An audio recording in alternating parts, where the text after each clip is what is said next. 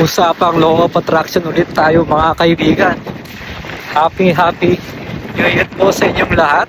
Tandaan nyo po, mapa-Pilipinas ka, mapa-Canada, ito parang nag-snowstorm man, mapagyo, umuulan, mainit. Mukha lang sila nagkakaiba, pinagkaiba lang ay mainit. Sa Pilipinas, dito naman po malamig. Magkaiba lang yung damit na suot ko ngayon sa sinusuot nyo sa Pilipinas. Pero ganun pa man, magbabago lang ng tuluyan ang buhay nyo kapag inumpisahan nyo na talagang tanggapin at mahalin kung nasan kayo.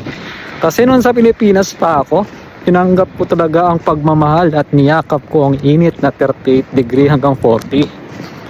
At ngayon naman, ito ang hinaharap ko. Yung tanggapin at mahalin itong snow na ito. Yun po, no? Kung gagamit tayo ng law of attraction, tanggapin po natin kung ano ang nandyan. Tayo po yung maging masaya kung ano ang nandyan. Huwag ka muna masyadong mag-atubili. Mag-isip palagi ng mga idea kung anong dapat mong gagawin.